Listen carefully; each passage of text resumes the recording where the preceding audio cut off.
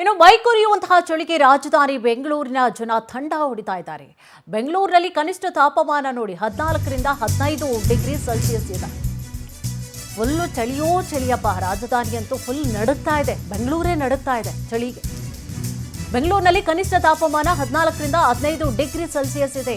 HAL ವ್ಯಾಪ್ತಿಯಲ್ಲಿ ನಿನ್ನೆ 13 degree Celsius ದಾಖಲಾಗಿತ್ತು. ಬೆಂಗಳೂರಿನಲ್ಲಿ ಇನ್ನು 3 ದಿನ ಇರಲಿದೆ ಮೈಕೊರೆಯುವಂತಹ ಚಳಿ.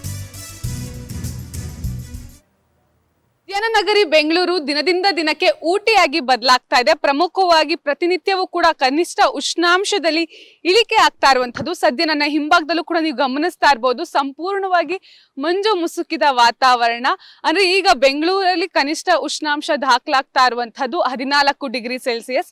ಮುಂದಿನ ವಾರದೊಳಗೆ ಇದು 13ರಿಂದ 12 ಡಿಗ್ರಿ ಸೆಲ್ಸಿಯಸ್ ಕೂಡ ದಾಖಲಾಗುವಂತಹ ಸಾಧ್ಯತೆ ಇದೆ ಅಂತ ಹೇಳಿ ಹವಾಮಾನ ಇಲಾಖೆ ಮುನ್ಸೂಚನೆಯನ್ನ ಕೊಟ್ಟಿರುವಂತದ್ದು.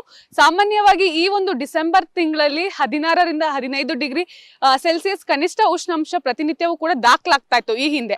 ಆದ್ರೆ ಈ ಬಾರಿ 14 ಡಿಗ್ರಿಗೆ ಇಳಿದಿರುವಂತದ್ದು. ಕೇವಲ ಬೆಂಗಳೂರು ಅಷ್ಟೇ ಅಲ್ಲ, ಬೀದರ್ ಆಗಿರಬಹುದು, ಕಲಬುರಗಿ ಆಗಿರ್ಬೋದು, ಇಲ್ಲೆಲ್ಲವೂ ಕೂಡ ಕನಿಷ್ಠ ಉಷ್ಣಾಂಶದಲ್ಲಿ ದಾಖಲೆ ಪ್ರಮಾಣದಲ್ಲಿ ಇಳಿಕೆ ಆಗ್ತಾ ಇದೆ ಅಂತಾನೆ ಹೇಳ್ಬೋದು. ಯಾಕಂತ ಹೇಳಿದ್ರೆ ಬೀದರು, ಕಲಬುರಗಿ ಈ ಭಾಗದಲ್ಲೆಲ್ಲವೂ ಕೂಡ ಕನಿಷ್ಠ ಉಷ್ಣಾಂಶ 7ರಿಂದ 8 ಡಿಗ್ರಿ ದಾಖಲಾಗ್ತಾ ಇರುವಂತದ್ದು. ಹಾಗೆ ನೀವು ಬೆಂಗಳೂರಿನ ವಾತಾವರಣವನ್ನು ಕೂಡ ಗಮನಿಸಬಹುದು. ಸಂಪೂರ್ಣವಾಗಿ ಮಂಜು ಮುಸುಕಿದೆ. ಬೆಳಿಗ್ಗೆ ಆದ್ರೂ ಕೂಡ ಅಂದ್ರೆ ಸರಿಸುಮಾರು 8-9 ಗಂಟೆ ಆದ್ರೂ ಕೂಡ ಬೆಂಗಳೂರಿನ ವಾತಾವರಣ ಇದೇ ರೀತಿಯಲ್ಲಿ ಇರುವಂತದ್ದು.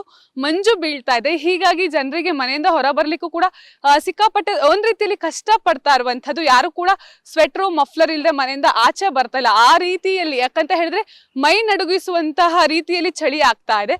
ಸೊ ಹೀಗಾಗಿ ಆದಷ್ಟು ಬೇಗ ಈ ಒಂದು ಚಳಿಗಾಲ ಮುಗಿಲಪ್ಪ ಅಂತ ಹೇಳಿ ಜನರೆಲ್ಲರೂ ಕೂಡ ಕಾಯ್ತಾ ಇದ್ದಾರೆ. ಅದರಲ್ಲೂ ಕೂಡ ಪ್ರಮುಖವಾಗಿ ಬೆಳಿಗ್ಗೆ ಕೆಲ್ಸಕ್ಕೆ ಹೋಗೋರಾಗಿರ್ಬಹುದು, ಸ್ಕೂಲ್ಗೆ ಹೋಗುವಂತಹ ಮಕ್ಕಳಾಗಿರ್ಬೋದು, ಇವ್ರು ಯಾರಿಗೂ ಕೂಡ ಮನೆಯಿಂದ ಹೊರ ಬರ್ಲಿಕ್ಕೆ ಆಗದೆ ಇರುವಂತಹ ಪರಿಸ್ಥಿತಿ ಈಗ ನಿರ್ಮಾಣ ಆಗಿದೆ. ಹೀಗಾಗಿ ಮುಂದಿನ ವಾರದೊಳಗೆ ಮತ್ತಷ್ಟು ಅದರಲ್ಲೂ ಕೂಡ 12-13 ಡಿಗ್ರಿ ಕನಿಷ್ಠ ಉಷ್ಣಾಂಶ ಅಂದ್ರೆ ಗರಿಷ್ಠ ಉಷ್ಣಾಂಶದಲ್ಲಿ ಇಳಿಕೆ ಆದ್ರೆ ಇಷ್ಟು ಪ್ರಮಾಣದಲ್ಲಿ ಚಳಿ ಆಗೋದಿಲ್ಲ. ಆದ್ರೆ ಕನಿಷ್ಠ ಉಷ್ಣಾಂಶದಲ್ಲಿ ಇಳಿಕೆ ಆಗೋದ್ರಿಂದಾಗಿ ರಾತ್ರಿಯ ಸಮಯ ಆಗಿರಬಹುದು, ಹಾಗೆ ಬೆಳಗಿನ ಸಮಯ ಆಗಿರಬಹುದು, ಸಂಪೂರ್ಣವಾಗಿ ಮೈ ನಡುಗಿಸುವಷ್ಟು ಚಳಿ ಇದೆ. ಹೀಗಾಗಿ ಮುಂಜಾಗ್ರತಾ ಕ್ರಮವಾಗಿ ನೀವು ಕೂಡ ಕೆಲವೊಂದಿಷ್ಟು ಸ್ವೆಟರ್ಸ್ ಗಳಾಗಿರಬಹುದು, ಮಫ್ಲರ್ ಗಳಾಗಿರ್ಬಹುದು, ಇದನ್ನೆಲ್ಲ ಹಾಕೊಂಡು ಮನೆಯಿಂದ ಹೊರ ಬಂದ್ರೆ ಉತ್ತಮ. ಹಾಗೆ ಪ್ರಮುಖವಾಗಿ ಈ ಒಂದು ಸಮಯದಲ್ಲಿ ನಮ್ಮ ಆರೋಗ್ಯದ ಬಗ್ಗೆ ನಾವು ಕಾಳಜಿ ವಹಿಸೋದು ಕೂಡ ಅತಿ ಮುಖ್ಯ ಆಗತ್ತೆ.